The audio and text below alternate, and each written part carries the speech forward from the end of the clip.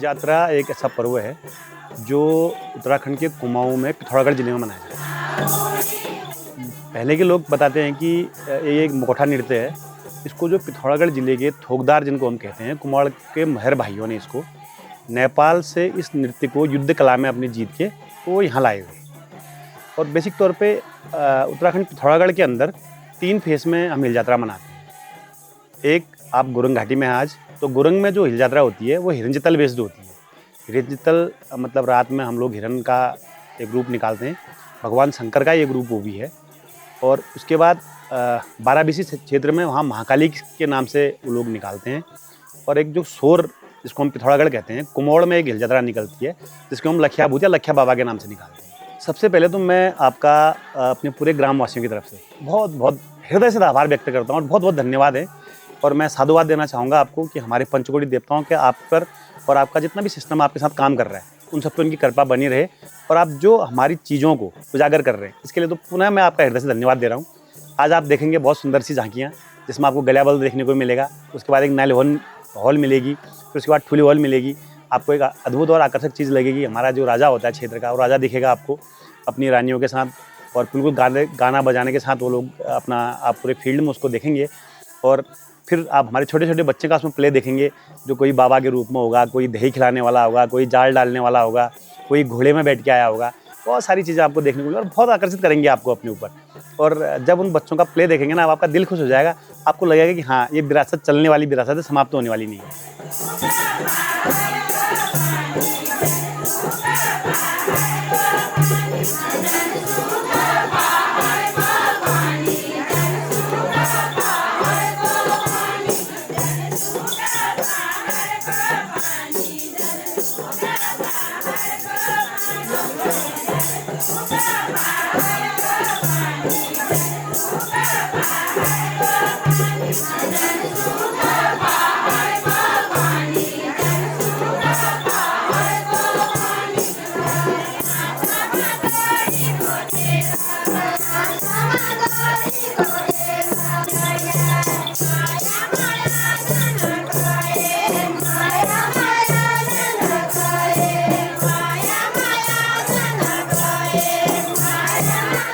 यहाँ पे जो हर साल यहाँ पे हम शिव जी की जो है एक प्रतिमा दिखाते थे, तो आज हमने इसको बदलकर थोड़ा दुर्गा का स्वरूप दे रखा है। साथ में जो है दुर्गा पार्वती यानी कि शिव पार्वती का दोनों का, कि हम इस कल्चर से जुड़ा है और हमने अपने जो आराध्य देव हैं इनसे न भटकें।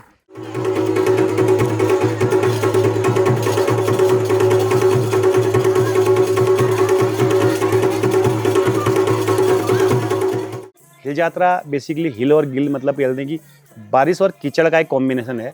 इस टाइम पे जो खेती होती है मतलब कि जो बरसात के टाइम पे जो खेती होती है उस खेती से इसका पूरा जो ये हिल यात्रा है पूरी उसी पे बेस्ड है। कैसे हम लोग खेती धान लगाते हैं, उसके बाद धान की गुड़ाई होती है, फिर धान गोड़ने के बाद फिर थोड़ा बड़े होते हैं, फिर उसकी निराई होती है। निराई होने के बाद धान कटेगी, फसल कटेगी, फसल कटने के बाद अपने स्टोर करेंगे। उसके बाद जब पूरी प्रजा में सुख शांति के लिए जो वहाँ का राजा होता है अपनी पूरी एक फौज ले गया, अपनी पूरी रानियों के साथ पूरे पब्लिक का धन्यवाद करने आते हैं। तो आप हिल यात्रा में देखेंगे, आप एक बैल देखते होंगे, फिर दूसरे एक बैल की जोड़ी आती है, फिर एक तीसरे बैल की जोड़ी आती है। वो क्या करते हैं, बेसिकली खेत जुताई के लिए आती है। उसमें एक कैरेक्टर होता है जो बुढ़िया जिसको हम बोलते हैं, जो डलौटा डेढ़े वेड़े फोड़ दीजिए। मतलब जब हम जुताई करते हैं तो एक बड़े बड़े से ढेले निकलते हैं मिट्टी के, उनको हम लोग पहाड़ी भाषा में डेढ़ा कहते हैं। तो वो फोड़ते हैं, उसके बाद उसको बराबर करते हैं। फिर जो पुतारियाँ होती हैं वो लोग उनको पूरा समतल करके खेतों को, उसके बाद जो बाबा लोग होते हैं वो सब घूम रहे होते हैं अपनी खेती के लिए। एक जब रोपाई का जब माहौल होता है तो उस टाइम पे लोग नाच गाने के साथ काम तो करते हैं, लेकिन काम करने का बड़ा एंजॉयमेंट के तरीके से करते हैं जिन क्षेत्रों पर रोपाई लगती है। तो भगवान शंकर के ही बेस्ड ये हम इस त्यौहार को हम भगवान शंकर को ही समर्पित करते हैं। हमारे गांव में हिल यात्रा पुराने पहले से चली आ रखी है। प्रथा जो है ये बुजुर्ग ज़माने से चली आ रखी है। ये जो हिल यात्रा इसलिए की जाती है जैसे खेती बाड़ी और ये इसके लिए हम लोग हिल यात्रा करते हैं। जैसे हमारी हिल यात्रा में जो है बैल, ये चीज़ें हिरन चित्तल, ये चीज़ें बनाई जाती हैं और ये पुरानी संस्कृति चली आ रही है। इसको ये विलुप्त हो रही है। हम जो आगे बढ़ रहे हैं, बच्चों को भी हिल यात्रा के लिए प्रेरित कर रहे हैं, क्योंकि ये लुप्त होते जा रही है। क्योंकि पहले हिल यात्रा के लिए पूरे इलाके, गांव के इलाके के लोग हिल यात्रा देखने के लिए आते थे। आजकल जो है कम आ रहे हैं लोग। जो हमारे पूर्वज थे उन लोगों के टाइम से शुरू की हुई एक ये यात्रा है। जो आप हमारे मुखौटे भी देखेंगे, वो जो हमारे पुराने जो काश्तकार थे, वो शिल्पकार, उन शिल्पकारों ने अपनी हस्त शिल्प से इसको बहुत बढ़िया नक्काशी दी हुई है। बेसिकली ये कुछ आम की लकड़ियों के मुखौटे बनते हैं। मैं भी इस हिल यात्रा का एक सदस्य हूँ। मेरे जितने भी युवा साथी हैं इसमें बढ़ चढ़कर यहाँ पर सहयोग करते हैं, योगदान देते हैं, तब जाके हम इस हिल यात्रा के जो पात्र हैं वो आपके सामने हम पेश कर पाते हैं।